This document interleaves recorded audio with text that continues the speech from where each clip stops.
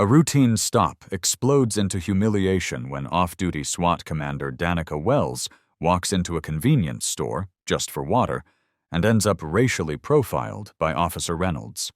No uniform, just her skin, was enough to trigger suspicion. He didn't ask questions. He assumed. He called her a suspect. He radioed backup.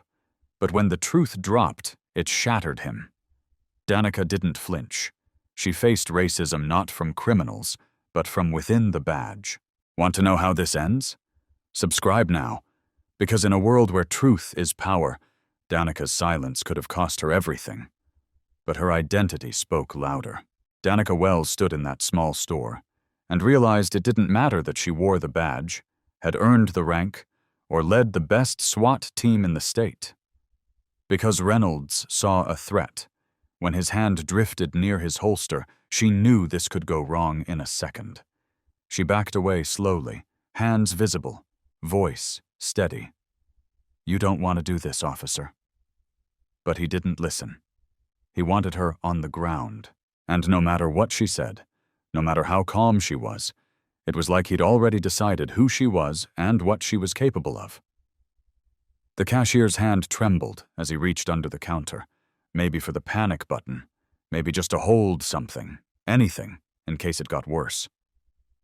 Danika took one more step back, moving toward the door. She wasn't running, she just wanted a witness. But Reynolds stepped in front of her, blocking the exit. "I said stop moving," he barked, hand now firmly resting on his gun. She raised her hand slowly. "I'm not armed. I'm not a threat. I'm a SWAT commander." He didn't flinch. "You're under suspicion," he replied, voice low, tense.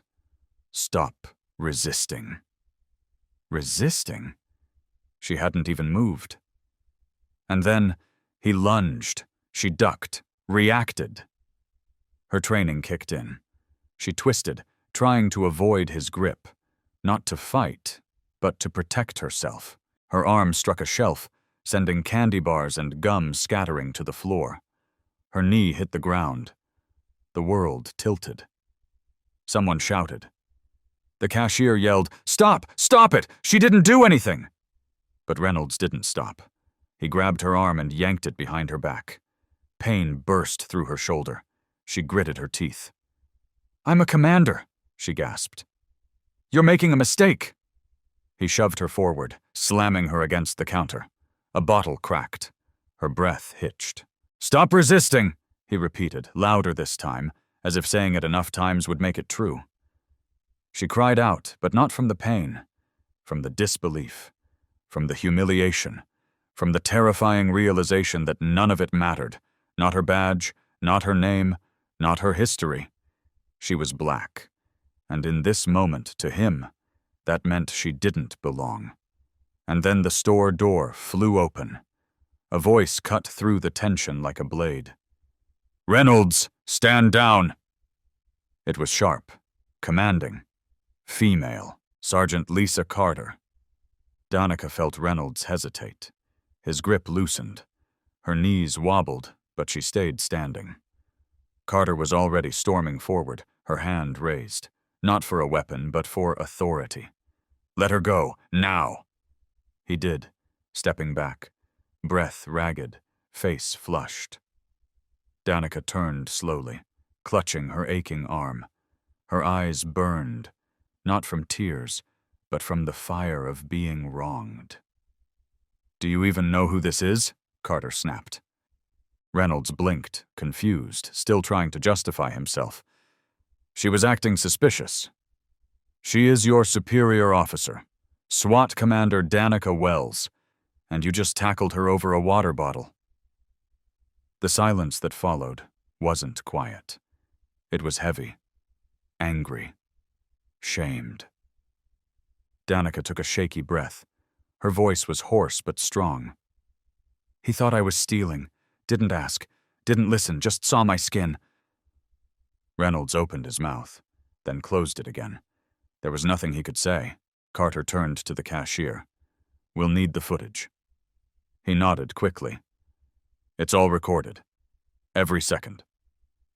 Danika stepped back, brushing the dust off her jeans, her hands still trembling. The adrenaline was fading, but the ache was settling in. Not just in her shoulder, but deeper, in her chest, her stomach, her bones. Because it wasn't just about her. It never was. She'd survived. But what if she hadn't? What if she hadn't been trained? What if no one had walked in? What if Reynolds had pulled his gun? Her name would have been a headline. Another black life mistaken. Assumed. Ended. The thought made her dizzy. She leaned against the counter, the weight of the moment pressing down hard. Carter stood beside her now, voice gentler. "I'm so sorry, Commander." Danika gave a bitter smile. "You're not the one who needs to apologize." Within minutes, Captain Graves arrived. He didn't hesitate. He didn't sugarcoat. He looked Reynolds in the eye and said, "You've humiliated this department. You've endangered someone's life. Turn in your badge." And Reynolds did. That moment, seeing him hand over his weapon with shaking hands, should have felt like victory. But it didn't. Because Danika knew this wasn't the last time. It wasn't the first. And she wasn't the only one. Later that night, when she stepped into the SWAT compound, her team, every single one of them, stood straight, raised their hands, and saluted. She hadn't cried earlier. But now, she almost did. Because it reminded her she wasn't alone. That someone saw her. Not just her rank or her skills, but her pain. And in a world that tried to silence her story, that meant everything. If this story moved you, subscribe now. Let's make sure more people hear what too often goes ignored. Let's stand with those who are still fighting to be seen. Because Danika's story, it's not fiction for too many. It's life. Danika Wells didn't sleep that night.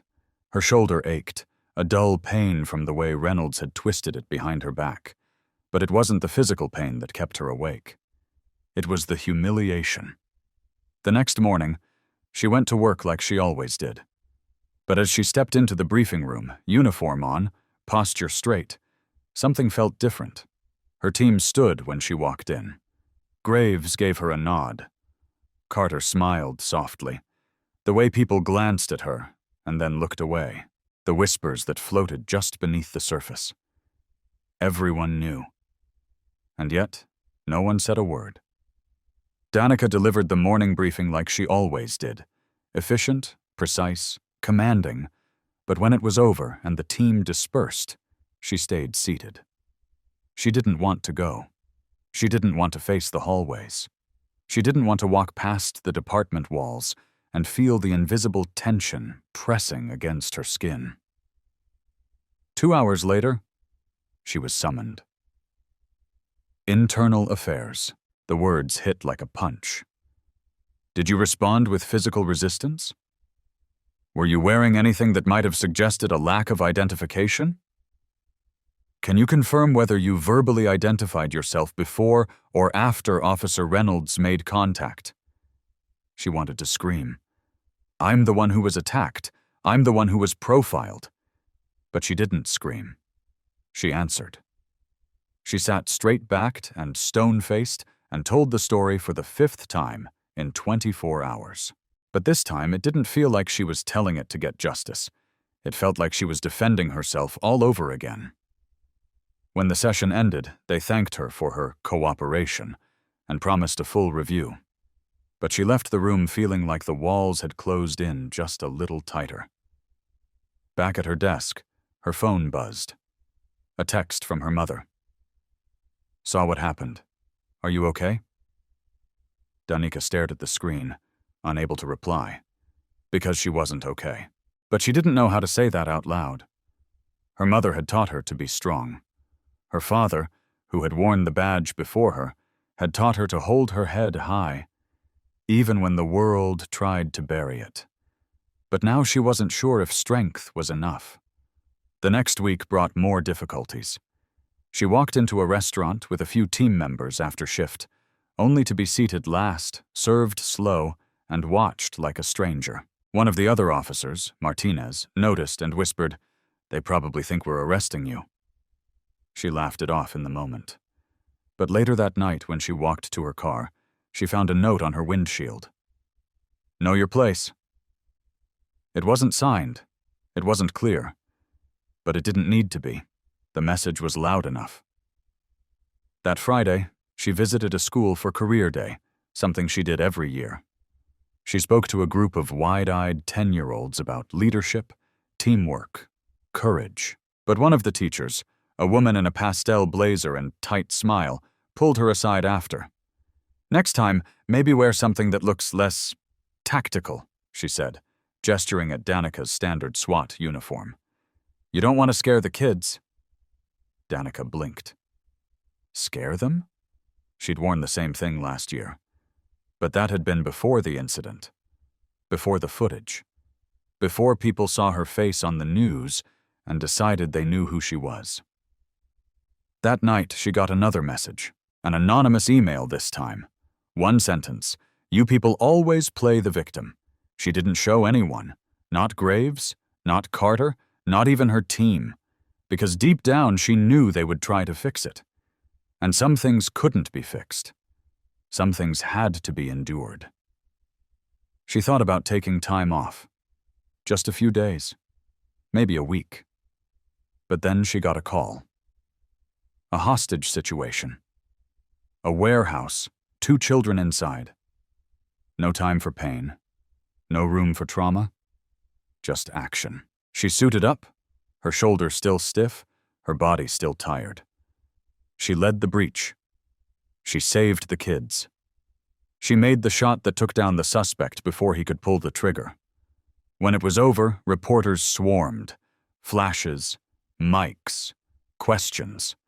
And one man, white, clean-cut, stepped forward and asked, "Do you think your recent controversy affected your ability to perform under pressure today?" Her mouth went dry. Controversy? She'd been profiled, assaulted, shamed, and now she was the controversy? She didn't answer him. She walked away. But that night, as she sat alone again in her apartment, the words echoed in her head. They weren't asking what was wrong with the system. They were asking what was wrong with her. Days passed, then weeks. She kept working, kept showing up, kept leading her team. But each time she looked in the mirror, she saw more than the uniform. She saw the exhaustion. She saw the cracks. One evening, after training drills, Graves pulled her aside. "You need a break." She shook her head. "If I stop now, they win." He didn't argue. He just looked at her the way a brother looks at a sister who's hurting and said, "You don't have to carry this alone." She didn't respond, but his words stayed with her. That weekend, she got an invitation to speak at a public forum, Community and Law Enforcement Bridging Trust. Normally, she declined these things, but something inside her said, "Go." She wore her uniform. She stood on that stage, and she told her story. Not just what happened in the store, but what happened after. The doubt, the judgment, the fear. She didn't sugarcoat it. She didn't soften the blow. And when she finished, the room was silent. Then one woman stood and clapped. Then another. Then everyone. Because for once, someone had said it plainly, that racism doesn't just show up in violence, it shows up in silence, in suspicion, in questions that shouldn't be asked, in the way a decorated officer can still be treated like a criminal. Danika stepped off that stage with her heart beating harder than it ever had in the field. Not because of danger, but because of truth. And in that moment, she realized something powerful. She had survived. But more than that, she had spoken. And someone had heard her. That was the beginning of something new, not easier, not cleaner, but stronger, because every painful moment she had lived through had brought her to this one. A black woman in a uniform, standing in front of a crowd, not just leading, changing. If this story reached you, subscribe now, because Danika's voice isn't alone, and the more people who hear it, the louder the truth becomes. Don't let her pain be ignored. Be part of what comes next. Danika Wells had become a name everyone suddenly knew. Her face had become the symbol of both resistance and reckoning. Social media exploded. Some hailed her as a hero. Others called her a troublemaker in uniform. Death threats, hate mail. People she had never met spoke with certainty about her intentions. She's trying to divide the force. She wants special treatment. She played the race card. Danika wanted to scream. She didn't want special treatment. She wanted fairness, respect, safety. The same things every other officer got just by putting on the badge. But with every headline, every whisper behind her back, she realized the battle wasn't just in the store that day. It was everywhere. It followed her into the precinct, into her team meetings, into the locker room where she sometimes sat on the bench too long, just needing one breath without eyes on her. One morning, she entered the station and noticed something that stopped her cold. Her locker had been opened. Inside, her uniform jacket had been slashed, clean through the patch that read Commander. No note, no signature, just the silent message carved with malice.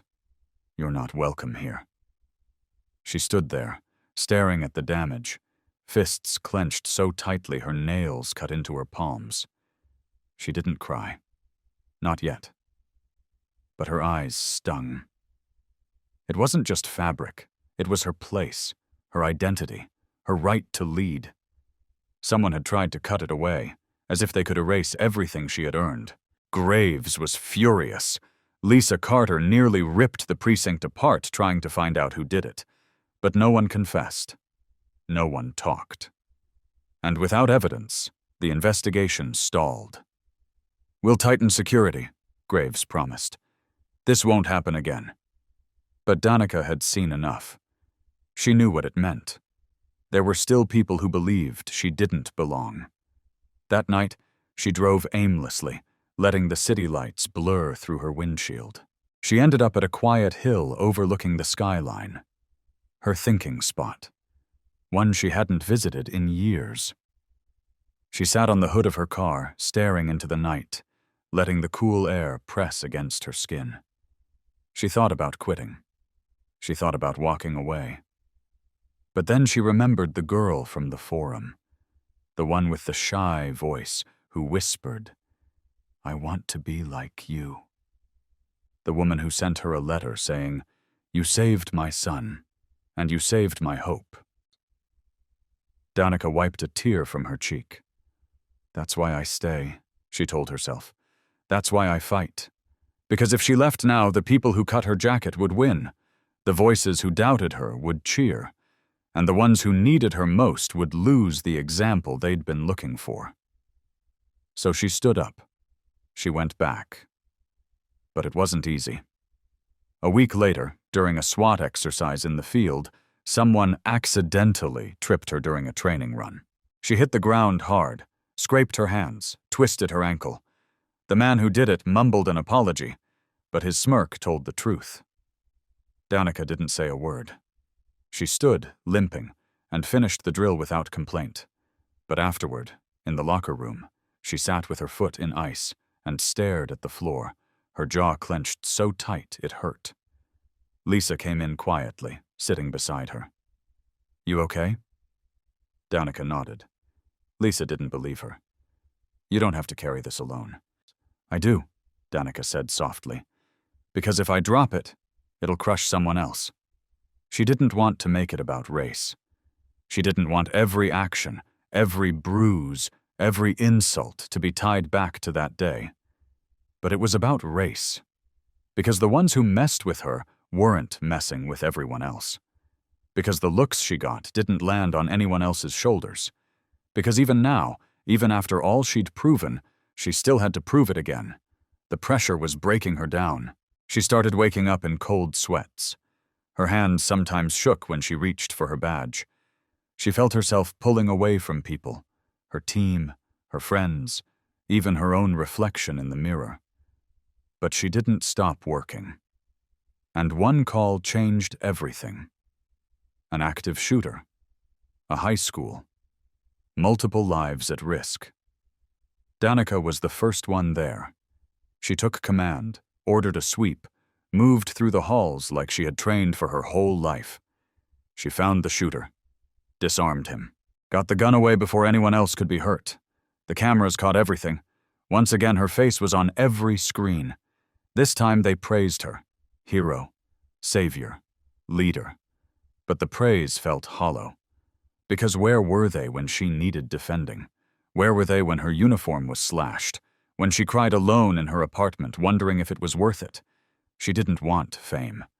She wanted peace. She didn't get it. Instead, she got another flood of comments. Praise mixed with poison. She's just trying to cover up the other incident. They're only giving her credit because they're scared of backlash. Even her success wasn't hers. It was filtered through suspicion. Danika started seeing a therapist, at Carter's suggestion. She didn't want to at first, but the first session broke something open.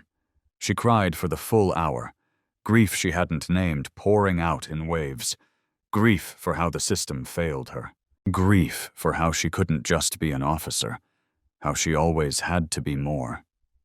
The therapist said something that stuck. You've been in fight mode for too long. Even warriors need rest. Danika nodded, but the rest never came. A month after the shooting, a new officer joined her team. Young, eager, white. First day on the job, he called her ma'am with respect. But behind closed doors, she heard him say, I don't get what the big deal is. If she was innocent, what's she complaining about? Danika didn't confront him. She was too tired. But Lisa did. And when Danika found out, she said, You didn't have to do that. Lisa looked her dead in the eye. Yes, I did. Support came in quiet forms.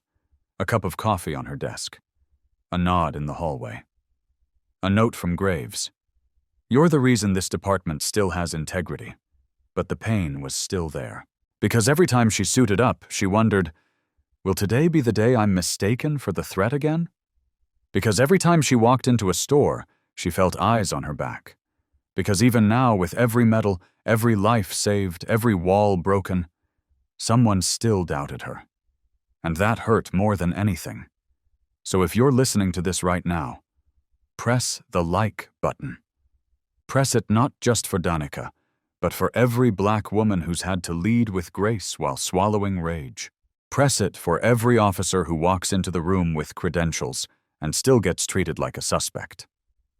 Press it because Danika didn't ask to be a symbol, but she became one anyway. And every time her story is heard, another person wakes up. Another system is shaken. Another young girl sees a face like hers in uniform and thinks, maybe I belong too. Danika kept going. She didn't quit. She didn't break. And even when the world tried to silence her, she spoke louder, because her pain wasn't just hers. It was history, it was legacy, and it was power. So hit the like button to support her, because she's still fighting, and she's not fighting alone anymore. Danika Wells disappeared for 3 days. No call, no email, not even a whisper on the precinct radios. After everything she had been through, the racial profiling, the public fallout, the threats, the silent betrayals, she vanished like smoke in a city too used to loss. Her team was stunned. Graves tried to reach her. Lisa called every hour, but her apartment was empty, her gear locker untouched, and her phone was found sitting on her kitchen counter, screen face down, as if she'd meant to leave it behind. Her coffee mug still sat by the window, lipstick faded on the rim. The blinds were half open, swaying slightly as if she'd walked out mid-thought. People assumed the worst. Some whispered she'd finally burned out. Some said she'd run away from the pressure. But Lisa knew better. Danika didn't run, not unless she was running towards something. And she was. Because long before her public breakdown, and long before the badge on her chest became a target, Danika had been investigating something quietly, something even Graves didn't know. Something that started with a single envelope left on her windshield weeks ago. Inside was a flash drive, unlabeled, unsigned, just one word scrawled on a sticky note. Truth. That drive held surveillance footage from an abandoned shipping yard. A young black man, unarmed, hands raised, was surrounded by plainclothes officers. Moments later, he dropped. Shot twice. No badge was shown. No ambulance came. The body disappeared. Danika stared at that footage for hours, frozen in disbelief. She had never seen this case, never heard the name. She dug through department archives. Nothing. It had been buried so deep the only proof left was what someone had slipped to her in the dark. She asked questions, quiet ones, sent a few encrypted messages, received even fewer replies. But the pattern was there. A string of disappearances, unreported shootings, hushed disciplinary actions, and officers transferred quietly to private security firms. This wasn't just one bad cop. This was a shadow network. So 3 days ago, Danika packed light, just a burner phone, a duffel bag, and her badge, hidden in the lining of her coat, and drove out of the city. She didn't tell anyone. She didn't want backup. She needed to know how deep it went before she risked dragging anyone else into it. The first stop was a rural county precinct 2 hours east, where a retired dispatcher lived. She'd found his name on a redacted personnel file linked to the footage. The man opened the door with a shotgun in hand, until Danika whispered, "I'm not here to hurt you. I'm here to finish what you started." He let her in. Inside, he showed her boxes. Real boxes, full of printed incident reports, sealed tape recordings, handwritten notes he'd kept out of fear the official system would erase them. "They erased people," he said, eyes wide. "They made them vanish, Commander. You saw one. I saw dozens." They sat at his kitchen table until sunrise, piecing timelines together. Names of officers, cross-referenced case files. Danika learned about entire operations erased from official logs. And worse, she learned about witnesses who had tried to speak, only to be intimidated, relocated, or worse. That night, Danika slept with a chair against the motel door. The next morning, she was on the road again, southbound now, chasing names, locations, dates. Each stop led her further into a nightmare she could barely believe. Undocumented raids on immigrant communities, weapons caches unaccounted for, sealed settlements that never saw court. At one diner, she met a waitress who recognized a face from Danika's photos. "He used to come in here," the woman whispered. "Always wore gloves. Said he was with a transport detail. Then one night he left in a black van and never came back." Danika took down the plate number from a crumpled receipt the woman had kept for no reason she could explain. It matched a vehicle on the footage. On the second night, she was followed. She noticed the black SUV 2 miles outside of a service station. No plates, no lights. She ditched the highway and took the back roads. Lost it. She thought she was safe, until she returned to her motel and found her door cracked open. Inside, nothing stolen, but everything touched. Her bag emptied.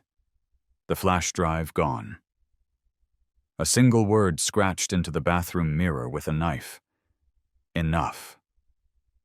But it wasn't enough. Not for her. She didn't sleep that night. She wrote everything she remembered from the drive into a notebook. She emailed fragments to herself using public library Wi-Fi. She left encrypted messages with old academy contacts, not even knowing if they still wore the badge. She called one number 3 times before smashing the burner, just in case. And on the third day, she turned back toward the city, toward graves, toward the only people she could trust. Except someone beat her there. By the time she made it to the precinct, it was already buzzing with chaos. Internal affairs, feds, graves in a shouting match with someone in a suit. Lisa pacing the hallway, eyes filled with fury and relief when she saw Danika step through the door. "Where the hell have you been?" Danika didn't answer. She pulled out the notebook, placed it on Graves's desk and said, "Read this. Everything starts there." And then, without another word, she collapsed. Her body gave out. 3 days of no sleep, barely any food, no protection. Her system had taken all it could. She woke up in a hospital bed. Lisa was there. So was Graves. And so was a woman Danika didn't recognize. Sharp-eyed, federal badge clipped to her belt. The woman spoke first. "Commander Wells, my name is Agent Marissa Yates. I'm with the Department of Justice. You just exposed something we've been trying to crack for 5 years." Danika blinked. "What you brought in? Names, timelines, footage. It matches patterns we've been tracking across 3 states. We believe you've stumbled onto a rogue network of former law enforcement working under private contracts to carry out illegal detainments. Off the books, off the record, but with real consequences." Danika tried to sit up. Her body screamed, but her voice was clear. "I want to help finish it." Graves put a hand on her shoulder. "You already did." But Danika knew better. This wasn't over. Not even close. Within the week, the news broke. Headlines everywhere. Commander's secret operation exposes shadow network within law enforcement. Some hailed her as a hero. Some still tried to paint her as reckless. But the truth was out. Raids were conducted. Arrests made. Files recovered. One of the names on that list? The same officer who had profiled her in that convenience store. Reynolds. Turns out, he hadn't just acted out of bias. He'd been part of the system all along, recruited by the network for his unshakable loyalty and aggressive instincts. Danika's gut had been right. And now the world knew. But that wasn't the end of her story, because as the dust settled, as the investigations rolled on, as the cameras turned toward newer scandals, Danika was left to face something even heavier than the system. Herself. She stood on rooftops at night and wondered what came next. She walked the halls of the precinct with eyes on her, some full of admiration, others of doubt. She visited the families of the victims whose names she found, telling them someone finally listened. And one evening, she stood in front of her team holding the tattered, slashed jacket from her locker. "I kept this," she said, voice steady, "not to remember the hate, but to remember the moment I decided I'd never back down." No one spoke. No one needed to. Danika Wells wasn't just a SWAT commander anymore. She was a survivor, a whistleblower, a leader, a symbol. And still, somehow, just a woman trying to do what was right. So, if you've made it this far, leave a comment. Encourage her. Because Danika didn't go into the shadows for glory. She did it so someone else wouldn't have to. Because she risked her life to bring truth to light. And the least we can do is keep that light burning. So let us know in the comments, what would you say to her? And if her story moved you, hit that like button. Show her she's not alone. Show others they can stand too, because in a world where silence is safety, Danika chose to speak. And we need more voices like hers. Danika Wells had always believed in structure, discipline, duty, respect. It was how she'd made it through the academy, how she'd led her SWAT team with precision, how she'd climbed the ranks faster than most. She believed the badge meant something, that it stood for fairness, that justice could win. She polished her boots every morning not out of vanity, but out of ritual, because order gave her control, and control gave her purpose.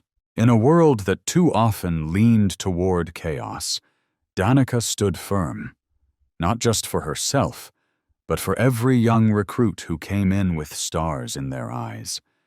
Believing change was possible from the inside, but that belief was shattered the moment Officer Reynolds shoved her against that counter without cause. No warning, no explanation, just suspicion, just bias, just skin.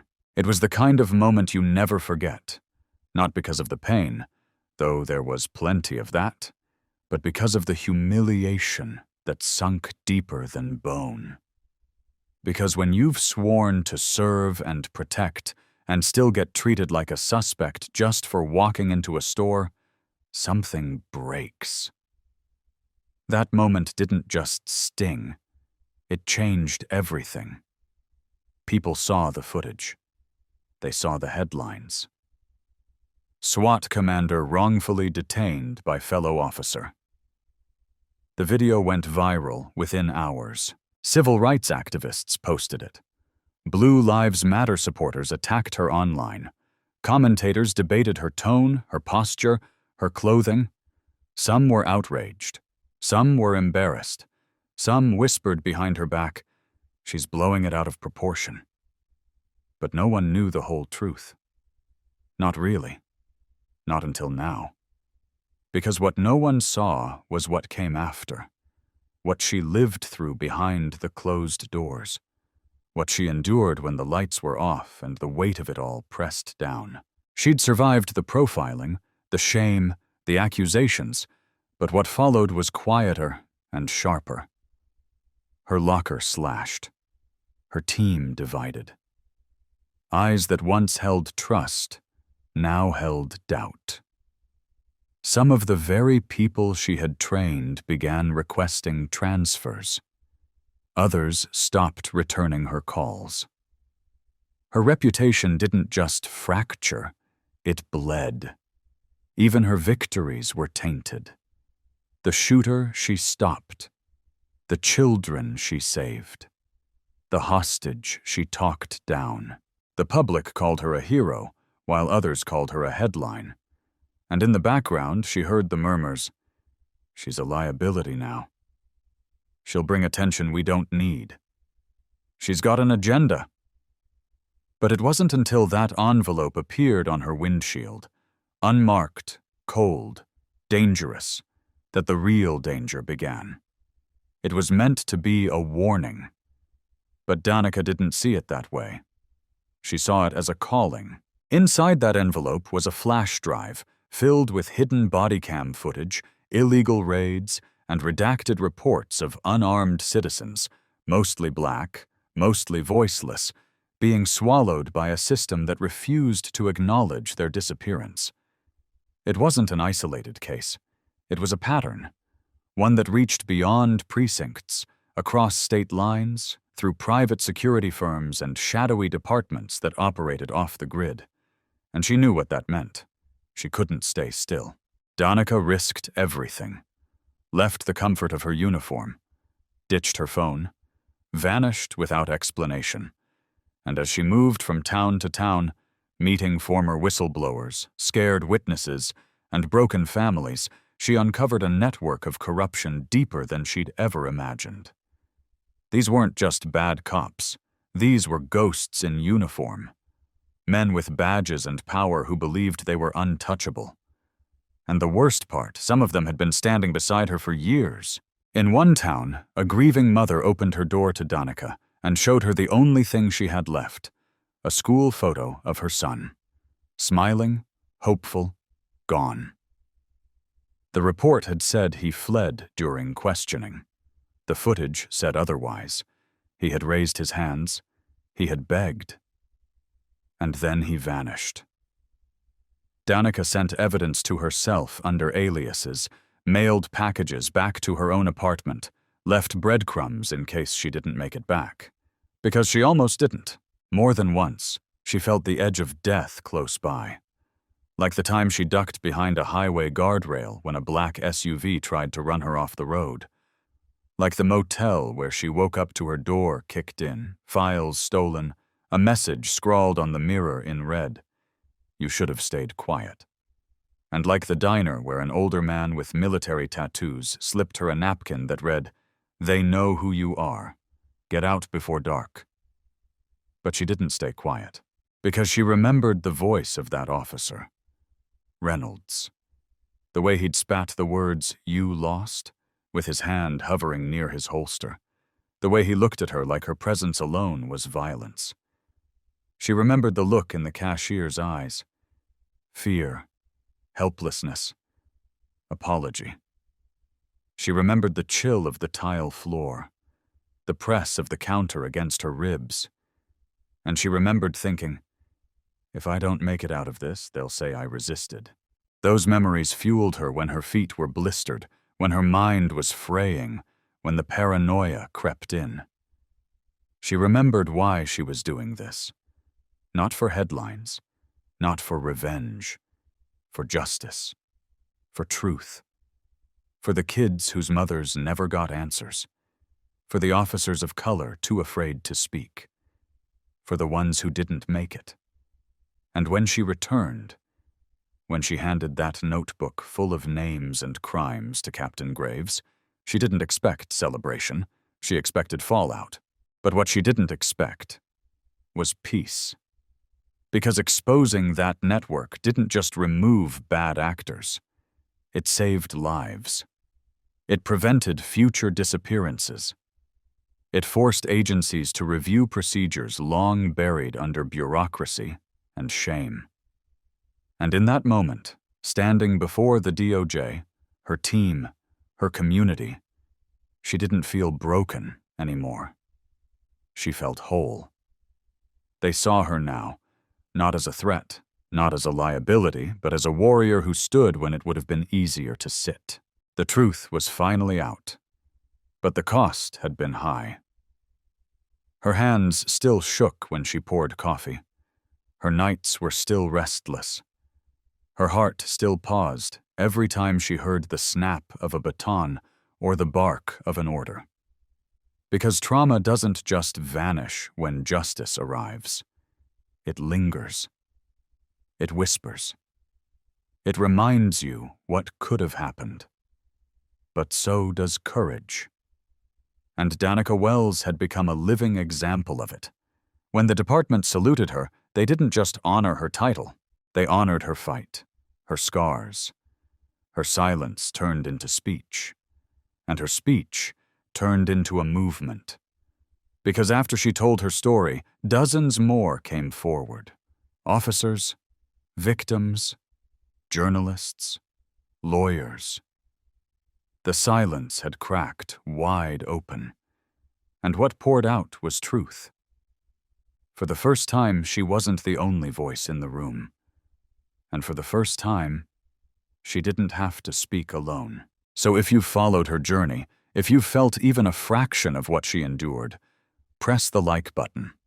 Not because it fixes anything, not because it erases the pain, but because it sends a message.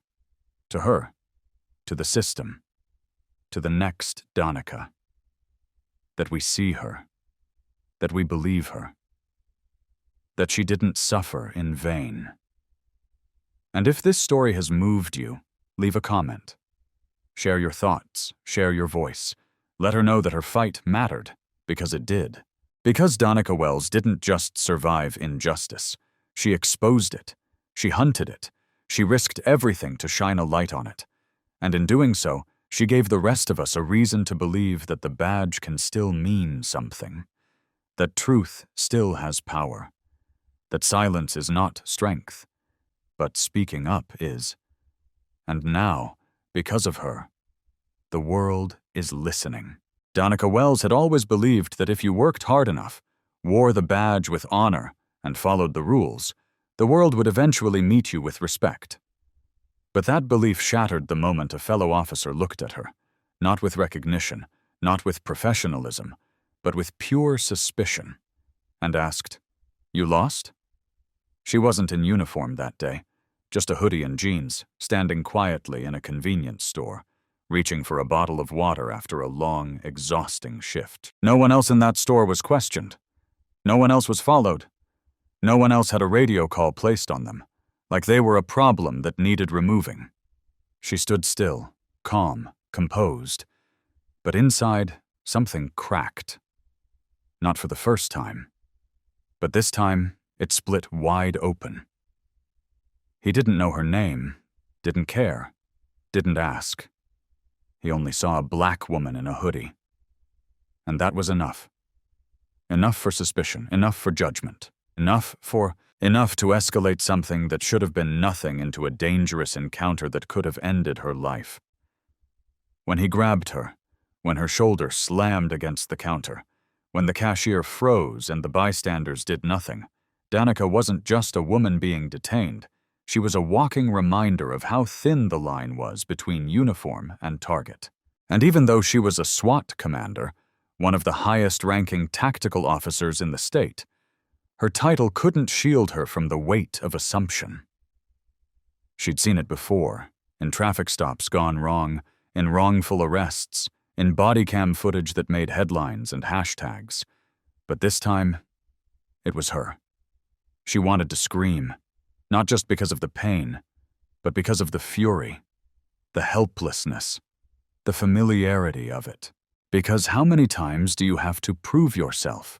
How many times do you have to show the badge, speak calmly, follow the script, only to still be seen as a threat?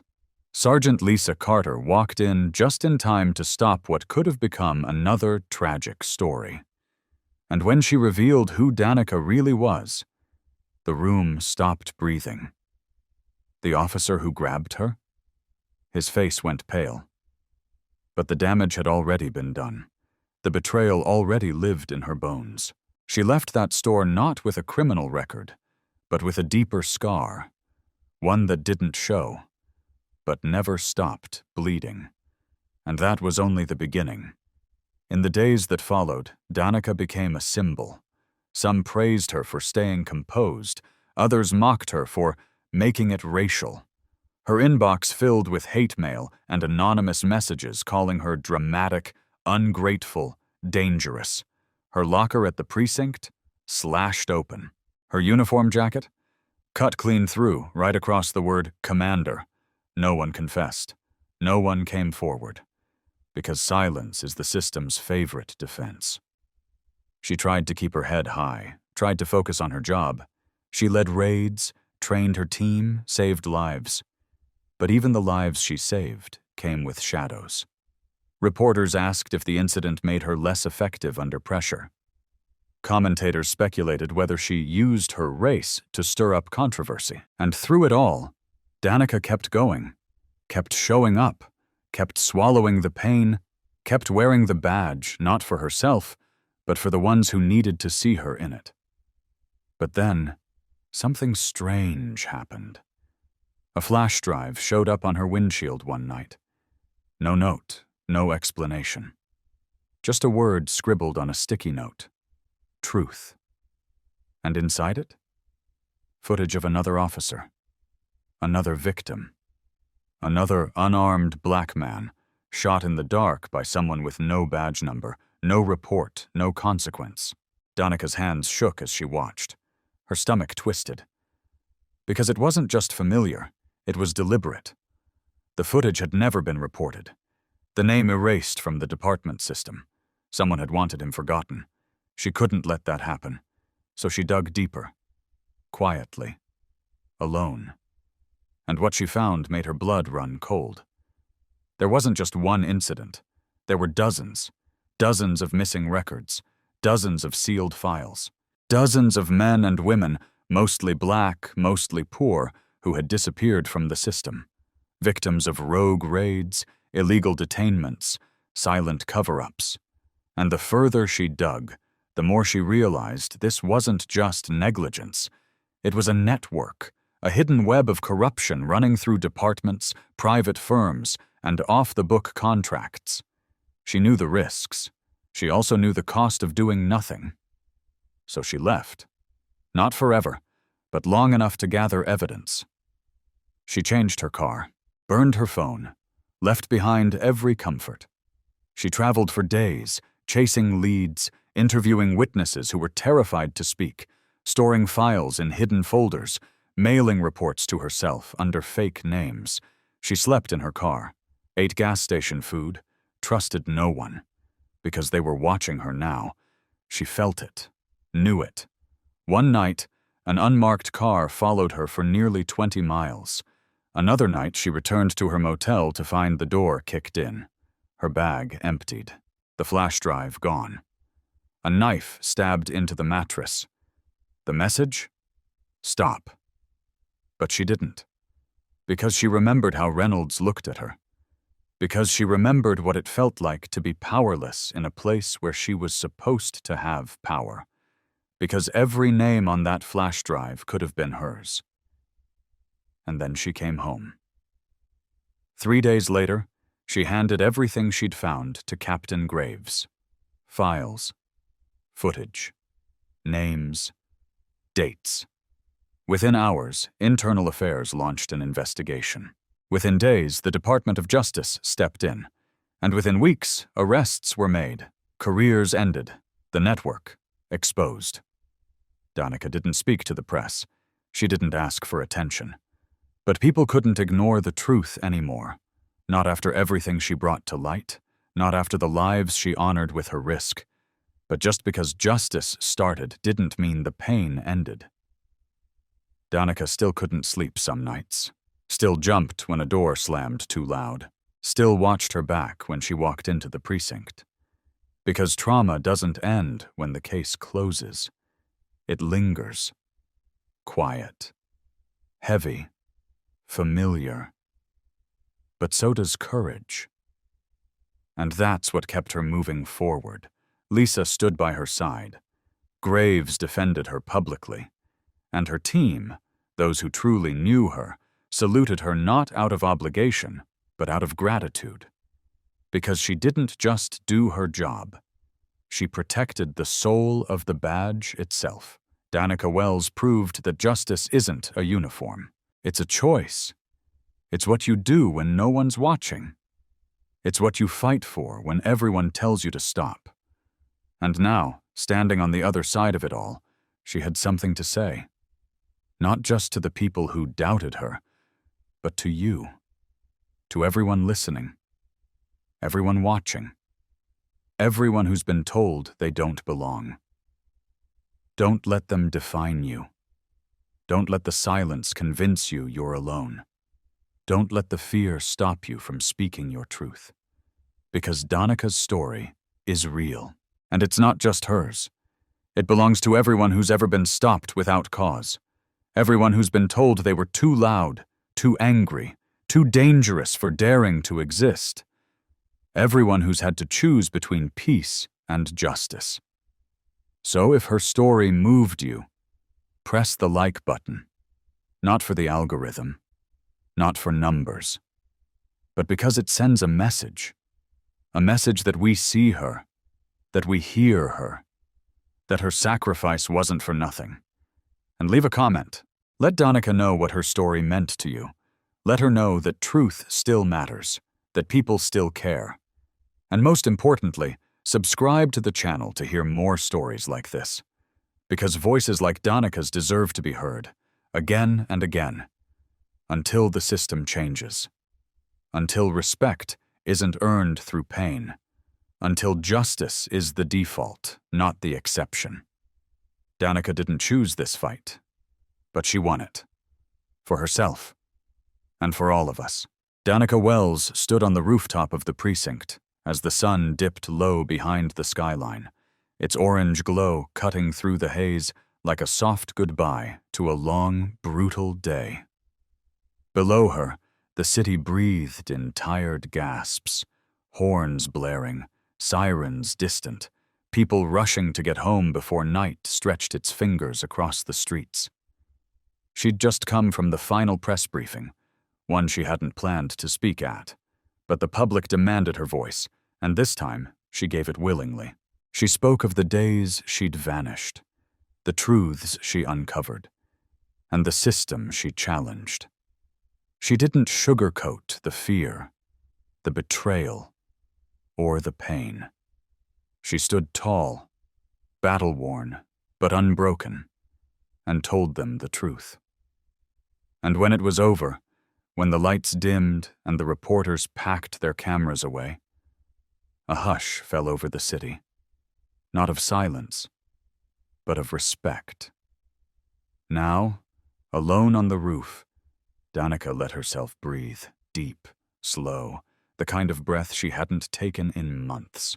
She thought back to the beginning, to that one night, stepping into a convenience store just for a bottle of water. No uniform, no backup, just a hoodie and tired eyes. And the cold accusation, "You lost?" That moment had changed her. It wasn't the first time she'd been profiled, but it was the first time it had nearly destroyed everything she'd built. Her rank, her reputation, her dignity. All nearly stripped by one man's assumption. But what no one saw that night was the decision she made when Officer Reynolds reached for his radio. She could have fought back, could have lashed out, could have drawn her badge in rage. But she didn't. She chose to endure, to respond with control, not because she was weak, but because she understood what was at stake.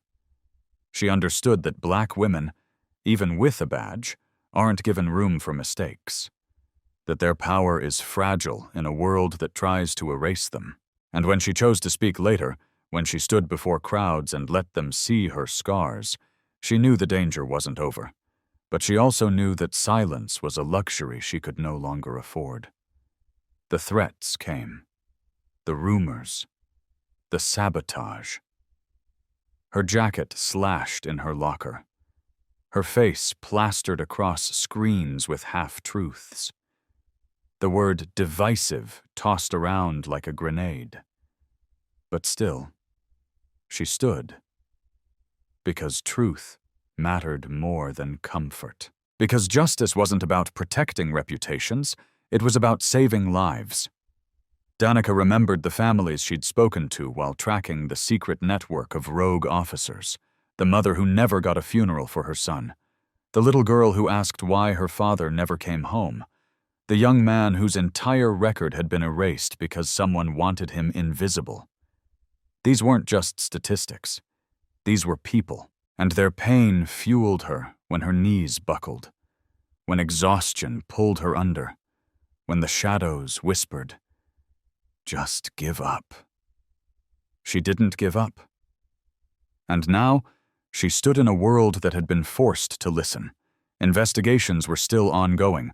Arrests had been made, lawsuits were unfolding, training programs were being rebuilt, entire departments were being reviewed.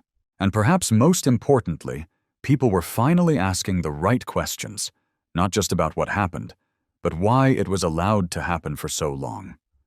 Danika had sparked something, and she wasn't alone anymore.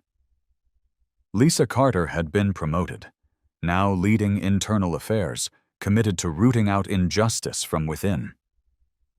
Captain Graves had taken on a statewide advisory role, using Danika's case as the foundation for reform training.